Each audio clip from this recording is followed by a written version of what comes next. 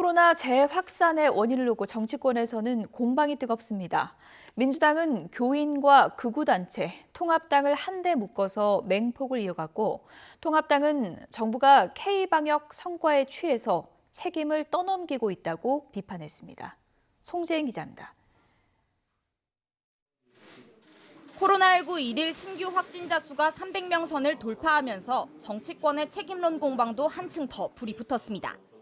더불어민주당은 사랑제일교회를 비롯한 극우단체를 이번 확산의 시발점으로 지목했습니다. 몰지각한 행동은 용납할 수 없다며 비판 수위를 한껏 높였는데 통합당까지 한데 묶으며 책임론을 더욱 강조했습니다. 이번 감염 폭발은 사랑제일교회 등 일부 극우단체에서 시작되어 8.15 광화문 집회를 통해 전국적으로 확산된 것입니다.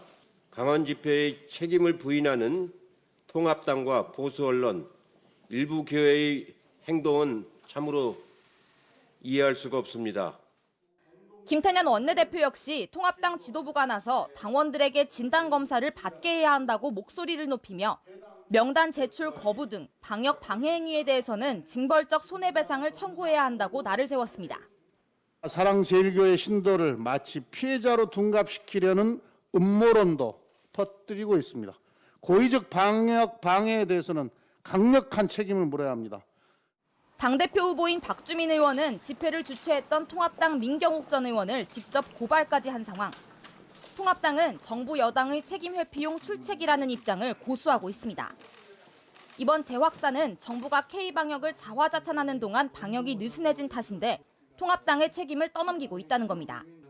어떻게 극복할 거냐를 협력을 해야 할 이런 상황에서 도대체 코로나 바이러스가 왜 2차로 나타나게 됐다는 거는 그 책임 전가를 엉뚱하게 무슨 미래통합당이 거기에 대해서 무슨 책임을 지는 것처럼 코로나 2차 대유행 조짐, 이루 말할 수 없는 국정 곳곳의 실패가 있으면서도 온갖 현란한 말과 궤변으로서 감춰가고 있지만은 하지만 지도부의 입장과는 달리 당내에서는 적극적으로 정광훈 목사와 선을 그어야 한다는 요구가 공개적으로 터져나왔습니다. 하태경 의원은 전 목사 세력을 향해 국민에게 총질하지 말라고 지적하면서 이제 보수 진영도 썩은 피를 내보내고 인적 구성을 바꿔야 한다고 강조했습니다. 이런 가운데 광화문 집회 뒤 재확산을 계기로 민주당과 통합당의 지지도 격차가 다시 벌어졌다는 여론조사 결과가 나오면서 코로나 대유행을 두고 여야의 정치 공방도 새로운 국면을 맞게 될 것으로 전망됩니다. YTN 송재인입니다.